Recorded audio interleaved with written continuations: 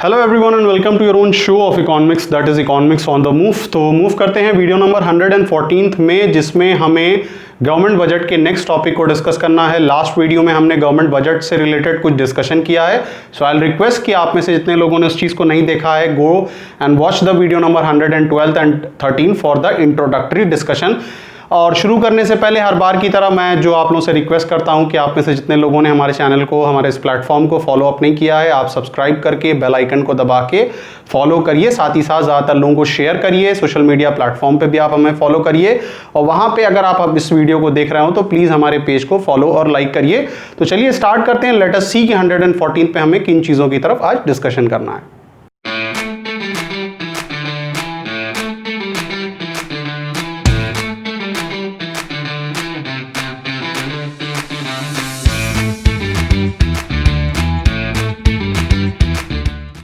Okay, so move करते हैं और सेकंड यहाँ पे वीडियो नंबर 114 पे देखते हैं कि आज हमें क्या डिस्कशन करना है। तो यहाँ पे जो अगला डिस्कशन है वो हमारा स्ट्रक्चर या कंपोनेंट ऑफ बजट से रिलेटेड है कि स्ट्रक्चर या कंपोनेंट ऑफ गवर्नमेंट बजट क्या होता है, यानी बजट, गवर्नमेंट बजट को हम कितने हिस्सों में बांटते हैं। शुरू में ही मैंने डेफिनेशन जब बजट की डिस्कस की थी तो मैंने बताया था कि बजट जो होता है एक साल का एनुअल फाइनेंशियल स्टेटमेंट होता है। एनुअल फाइनेंशियल स्टेटमेंट जो कि बजट रिसीट्स और एक्सपेंडिचर के ऊपर फोकस करता है कि सरकार किस किस जगहों से कितना पैसा रिसीव करने वाली है और किन किन जगहों पे कितना पैसा खर्च करने वाली है। तो आज हम उसी को देखेंगे कि रिसीट्स में क्या क्या चीज़ें आती हैं और खर्च में क्या क्या चीज़ें आती हैं। तो क्योंकि लंबा टॉपिक है, इस वजह से हम इसको एक लेक्चर में सम अप नहीं करेंगे, 2-3 पार्ट्स में इसको हम बांटेंगे। बजट रिसीट्स और बजट एक्सपेंडिचर को 2 पार्ट में डिवाइड किया गया है। एक तो रेवेन्यू रिसीट्स होता है, दूसरा कैपिटल रिसीट्स है, और एक्सपेंडिचर में भी रेवेन्यू एक्सपेंडिचर और कैपिटल एक्सपेंडिचर है। आज हम कोशिश करेंगे कि रेवेन्यू रिसीट्स और कैपिटल रिसीट्स पे पूरा डिस्कशन करें कि इसमें क्या क्या चीज़ें आती हैं, क्या क्या पार्ट हैं, और इसको क्या क्या चीज़ें हैं जिसके थ्रू सरकार एक तरीके से मैं कहूँ कि अपने खजाने को भरती है या उसके खजाने में पैसा आता है। और नेक्स्ट वीडियो में हम समझेंगे कि कैसे और किन किन जगहों पर वो पैसे को खर्च करती है, उसके अखराजात या एक्सपेंसेस या एक्सपेंडिचर होते हैं। तो चलिए स्टार्ट करते हैं। लेट अस सी कि हमारे बजट रिसीट्स में क्या क्या चीज़ें आती हैं। ओके, सो हमने अभी ये बात बताया कि जो कंपोनेंट ऑफ बजट आता है उसमें हम बजट रिसीट लेते हैं और बजट एक्सपेंडिचर लेते हैं, और आज हम बजट रिसीट पे बात कर रहे हैं। तो मैंने आपको बताया कि बजट रिसीट को हम 2 पार्ट में डिवाइड करते हैं, एक तो रेवेन्यू रिसीट होता है, दूसरा कैपिटल रिसीट होता है। पहले हम रेवेन्यू रिसीट को समझने की कोशिश करेंगे कि रेवेन्यू रिसीट होता क्या है। तो देखिए, रिसीट का मतलब कोई रेवेन्यू, रिसीट का मतलब कोई चीज़ आप हासिल करो, कोई चीज़ को आप पाओ, कोई चीज़ आप रिसीव करो एक्चुअली।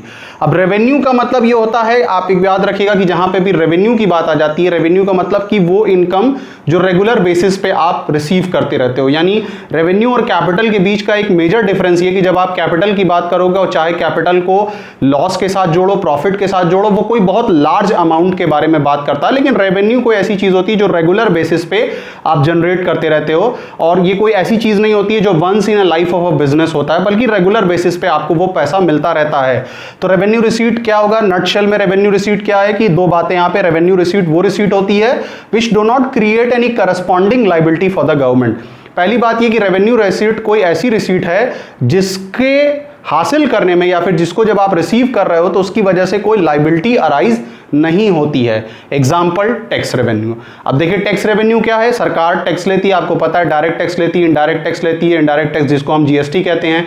तो जब ये कलेक्शन ऑफ टैक्स होता है, चाहे वो डायरेक्ट के फॉर्म में हो या जीएसटी के फॉर्म में हो, तो उसकी वजह से सरकार पे कोई लायबिलिटी अराइज नहीं होती है।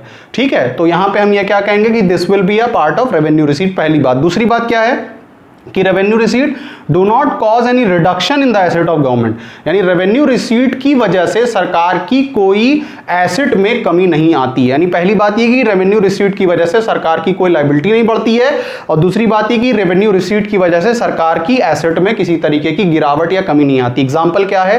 Tax receipt. अब अगर टैक्स के थ्रू आपको कोई रिसीट मिल रही है तो उसके बदले आपकी एसेट कोई कम नहीं हो रही है। ऐसा नहीं कि आप कोई, सरकार अपनी कोई एसेट को बेच दे रही है। अब सरकार की एसेट क्या होती है? जैसे मान लीजिए पब्लिक सेक्टर यूनिट है। हाल फिलहाल में आपने देखा कि भारत पेट्रोलियम कॉर्पोरेशन लिमिटेड को सरकार ने बेचने की बात की, तो ये बीपीसीएल क्या है, ये सरकार की एसेट है। इसी तरीके से बहुत सारे हॉस्पिटल्स हैं, कॉलेजेस, यूनिवर्सिटीज़ है, ये सारी तमाम चीज़ें जो होती हैं, या फिर सॉरी ये तो मान लीजिए कि प्रॉफिट मेकिंग नहीं होती, लेकिन प्रॉफिट मेकिंग जो भी कल कारखाने हैं जिसको सरकार कंट्रोल करता है वो सरकार की एसेट होती है। और टैक्स रेवेन्यू की वजह से ना ही सरकार की लायबिलिटी बढ़ती है और ना ही सरकार की एसेट घटती है। Therefore, revenue receipt do not create any liability nor leads to reduction in the asset। यानी कहने का मतलब है कि रेवेन्यू रिसीट की वजह से ना ही लायबिलिटी बढ़ती है और ना ही एसेट्स में कमी आती है। अब अगली बात यहाँ पे क्या है कि जब हम रेवेन्यू रिसीट की बात कर रहे हैं तो इसको दो पार्ट में डिवाइड किया गया है। एक तो टैक्स रिसीट्स होगा, एक दूसरा नॉन टैक्स रिसीट्स होगा। टैक्स रिसीट्स का मतलब होगा कि टैक्स के थ्रू सरकार कितना पैसा रिसीव करती है, और नॉन टैक्स के भी थ्रू सरकार की खजाने में टाइम टू टाइम पैसा आता रहता है। तो चलिए देखते हैं कि टैक्स रिसीट्स क्या क्या होता है। ओके, सो यहाँ पे स्टार्ट करते हैं, और हमने रेवेन्यू रिसीट को दो पार्ट में बांटा है, टैक्स रिसीट्स और नॉन टैक्स रिसीट्स। तो देखते हैं कि टैक्स रिसीट्स में क्या है। टैक्स रिसीट्स में क्लासिफिकेशन ऑफ टैक्सेस, यानी तरह तरह के टैक्स होते हैं और उसके थ्रू कलेक्शन होता है, रेवेन्यू जनरेट किया जाता है। सबसे पहली चीज़ क्या है, प्रोग्रेसिव टैक्स और regressive tax.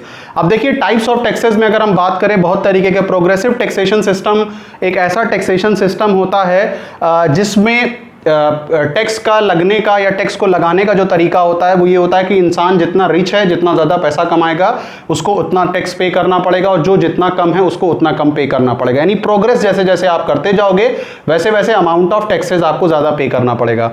Regressive taxation system बहुत ही अनएथिकल होता है और बहुत कम जगहों पर यह है। इसमें क्या होता है कि more taxes will be implied और more taxes will be applied on the poor as compare to rich. यानी ये बेसिकली प्रोग्रेसिव का उल्टा होता है, यानी गरीबों पे ज़्यादा है एज कंपेयर टू अमीरों पे। उसके बाद हम अलग क्लासिफिकेशन की बात करें तो वैल्यू एडेड टैक्स, वैट, आपको पता है कि स्टेजेस ऑफ प्रोडक्शन पे है। जैसे मान लीजिए कि एक सामान को बनाने में 4 स्टेजेस होता है, A, B, C, D, और फाइनली जो है E पे आके वो फाइनल प्रोडक्ट में होता है। तो वैल्यू एडेड टैक्स में क्या था कि हर एक स्टेज पे, यानी बिल्कुल रॉ मटेरियल है, उसके बाद अगले कारखाने पे पहुंचा, अगले कारखाने पे पहुंचा, जैसे जैसे सामान बनता जा रहा है उसके ऊपर टैक्स लगता जा रहा है। तो ये इसीलिए स्टेजेस ऑफ प्रोडक्शन पे था, हर स्टेज पे ये वैट अप्लाई होता था। स्पेसिफिक टैक्स की अगर हम बात करें तो स्पेसिफिक टैक्स एक ऐसा टैक्स होता है जो according to size, according to weight के हिसाब से लगता है। यानी अगर 100 किलो हो जाएगा तो अलग टैक्स है। उसके बाद लेट सपोज मान लीजिए कि साइज़, अगर साइज़ मेजरमेंट में कुछ होगा तो इंचेस कुछ है तो उसके अलावा हिसाब से कुछ टैक्स है। इंचेस और बढ़ गया तो और टैक्स है, वेट और बढ़ गया तो और टैक्स है, वेट घट गया तो और टैक्स है। उसके बाद डायरेक्ट और इनडायरेक्ट टैक्स की अगर हम बात करें तो डायरेक्ट टैक्स वो टैक्स होता है जो डायरेक्टली कंज्यूमर्स पे अप्लाई होता है, डायरेक्टली लोगों पे अप्लाई होता है, डायरेक्टली उनको पे करना पड़ता है। जैसे मान लीजिए कि इनकम टैक्स, आपकी जो इनकम है उस पे डायरेक्टली आपको जो पे करना पड़ रहा है वो आपका इनकम टैक्स होता है। उसके बाद कॉर्पोरेशन टैक्स, यानी जो कंपनियां प्रॉफिट कमाती हैं उसके ऊपर जो टैक्स उनको पे करना पड़ता है, that is a corporation tax. उसके बाद मान लीजिए आपको कोई गिफ्ट मिला है बहुत ज़्यादा, उस पर आपको टैक्स पे करना पड़ा। जैसे बहुत साल पहले सचिन तेंदुलकर को फरारी की एक कार मिली थी तो उस पर सचिन को बाद में टैक्स पे करना पड़ा था। तो इस टाइप के जो टैक्सेस होते हैं जो डायरेक्टली आपके ऊपर इम्पोज किया जा रहा है, डायरेक्टली जिसका बर्डन आप अपने कंधों पे फील कर रहे हो, वो डायरेक्ट टैक्स होता है। इनडायरेक्ट टैक्स की अगर हम बात करें तो इनडायरेक्ट टैक्स में आप क्या कैटेगराइज कर सकते हो, जैसे मान लीजिए जीएसटी है, गुड्स एंड सर्विसेज टैक्स। अब इनडायरेक्टली आपको पे करना है, यानी लेट सपोज कि ये व्हाइट बोर्ड जो है इस पे भी मैंने टैक्स पे किया, जो वॉच मैंने पे किया खरीदा है उस पर भी टैक्स, जो टी शर्ट मैं पे पहना हूँ उस पर भी टैक्स, हाथ में मार्कर जो है उस पर भी टैक्स, जिस कैमरे की मदद से मैं इस वीडियो को शूट कर रहा हूँ, प्रोड्यूस कर रहा हूँ, उस पर भी टैक्स, आप लोग जिस फोन पे, जिस लैपटॉप पे या जिस स्क्रीन पे भी इसको देख रहे हो उस पर भी टैक्स। यानी इनडायरेक्ट टैक्स बेसिकली एक ऐसा टैक्स होता है जो इंसान अपने पैदा होने से लेके मौत तक वो कंटिन्यूअसली टैक्स पे करता है। यानी हम ये भी आसान भाषा में कहें कि सुबह उठने से रात सोने तक भी आप ये कह सकते हो कि आप एक एक चीज़ों पे टैक्स पे करते हो। तो ये तो था आपका टैक्स रिसीट, यानी टैक्स के थ्रू जो रेवेन्यू सरकार जनरेट करती है। अब हम नॉन टैक्स रिसीट पे बात करेंगे कि नॉन टैक्स रिसीट क्या क्या होता है। ओके, सो टैक्स रिसीट्स के डिस्कशन के बाद अब हम नॉन टैक्स रिसीट्स की तरफ आ जाते हैं। टैक्स रिसीट्स में हमने बताया कि सरकार के ख़जाने में टैक्स के थ्रू बहुत सारा पैसा आता है और बहुत सारे टैक्सेस को भी हमने डिस्कस किया कि वो बहुत सारे टैक्सेस क्या होते हैं। अब हम अगला डिस्कशन करेंगे कि सरकार का वो खजाना जो कि नॉन टैक्स वे से आता है, यानी टैक्स के अलावा दूसरे तरीके से आता है, वो क्या क्या है। तो सबसे पहला फीस होता है। अब देखिए सरकार जो होती है वो बहुत सारी फीस लेती है, यानी आप बहुत सारे काम कराओगे उस पर सरकार आपसे कुछ चार्जेस मांगती है। जैसे मान लीजिए कि आपने ज़मीन परचेज किया है, तो अब ज़मीन को रजिस्टर कराना है, ज़मीन को अपने नाम करना है, तो उस पर क्या है, आपको लैंड रजिस्ट्रेशन पे करना है। उसके बाद बाइक का लाइसेंस बनवाना है, पासपोर्ट बनवाना है, इस टाइप के गवर्नमेंट जो डॉक्यूमेंट्स होते हैं उस पर बनवाना है, तो आपको फीस पे करना पड़ेगा। बर्थ एंड डेथ रजिस्ट्रेशन वगैरह इस टाइप की जो बहुत सारे काम होते हैं उस पर सरकार आपसे मिनिमम अमाउंट कुछ लेती है, और वो सरकार के लिए नॉन टैक्स रिसीट्स होता है या एक तरीके की इनकम होता है। फाइन्स और पेनाल्टी, अब देखिए फाइन्स और पेनाल्टी से भी सरकार बहुत सारा पैसा इकट्ठा करती है। फाइन्स और पेनाल्टी में जैसे मान लीजिए कि चालान जो कटता है, अब वो बाइक्स पे कटे या फिर वो कार पे कटे, आपको पता है बीच में मोटर व्हीकल एक्ट जो सरकार ने चेंज किया था, उस दौरान जो लोग भी हेलमेट नहीं लगा रहे थे या फिर लॉ को प्रॉपरली फॉलो अप नहीं कर रहे थे, चेंजेस को फॉलो अप नहीं कर रहे थे, उसमें सरकार ने बहुत सारे लोगों का फाइन लगाया था, पेनाल्टी, और अलग अलग हिस्सों में सुनने में आ रहा था कि बहुत बड़ी बड़ी पेनाल्टी लग रहा था और बहुत बड़ा बड़ा रेवेन्यू सरकार ने जनरेट किया था। उसके बाद होता है स्चीट। अब स्चीट और स्पेशल असेसमेंट दो टर्म हैं जो बोर्ड में पूछता भी है। तो स्चीट का मतलब क्या होता है, देखिए कभी कभी बहुत सारे लोग होते हैं जो जिनके कोई हायर नहीं होते हैं, हायर, HEIR, हायर का मतलब आप ये समझ सकते हो कि जो प्रॉपर्टी के बाद के कोई उनके सक्सेसर्स हों जिनको कहा जाए, यानी कहने का मतलब होता है कुछ लोग की डेथ हो जाती है और उनकी प्रॉपर्टी की देखभाल करने वाला या फिर उनका कोई नॉमिनी नहीं बचता है।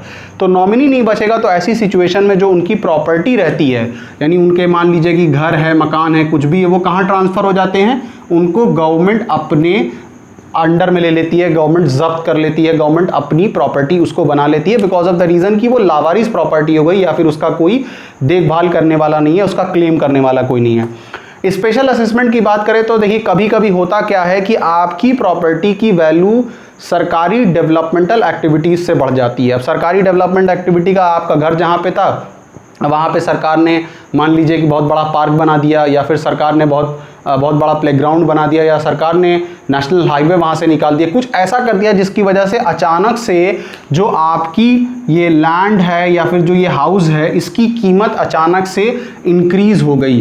तो ऐसी सिचुएशन में सरकार आपसे कुछ चार्जेस मांगती है, कुछ अमाउंट आपसे रिसीव करती है, बिकॉज ऑफ द रीज़न कि सरकार की डेवलपमेंटल एक्टिविटीज़ की वजह से आपकी लैंड या फिर आपके हाउस या फिर आपकी प्रॉपर्टी की कीमत all of a sudden increase कर गई है। इनकम फ्रॉम पब्लिक एंटरप्राइजेस, अब देखिए सरकार की बहुत सारी पब्लिक एंटरप्राइजेस हैं, जैसे ONGC है, भेल है, सेल है, इस तरीके की तमाम पब्लिक सेक्टर यूनिट्स होती हैं जो सरकार के अंडर में काम करती हैं, और उनकी जो भी इनकम होती है, जो भी वो रेवेन्यू जनरेट करती है, वो सरकार के खजानों में जाती है। Income from sale of spectrum, अब देखिए सरकार टाइम टू टाइम इस टाइप की चीज़ें ऑक्शन भी करती रहती है, और जैसे मान लीजिए कि आपको पता है कि 2G 3G इसका या 4G का स्पेक्ट्रम बिका था, सब लोग उसका लाइसेंस पाने के लिए या फिर उसको यूज़ करने के लिए बड़ी बड़ी कंपनियां वहाँ पहुँची थी, कंपनियों ने सरकार को पे किया, तो जो भी पैसा रहता है वो सरकार के ख़जाने में या उनके एक तरीके से गोडाउन में जाता है। आखिरी में क्या है, ग्रांट एंड डोनेशंस।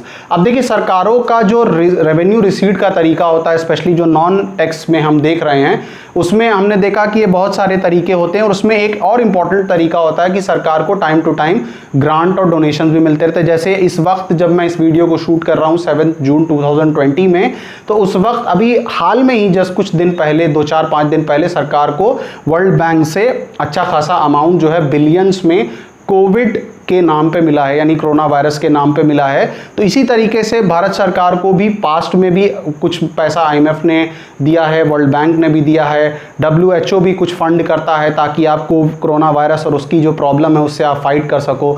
तो ये ग्रांट एंड डोनेशंस बीमारियों पे है या फिर नेचुरल कैलेमिटीज़ वगैरह आती हैं, उसमें जो इंटरनेशनल फाइनेंशियल इंस्टीट्यूशंस वगैरह होते हैं वो सरकारों को हेल्प किया करते हैं।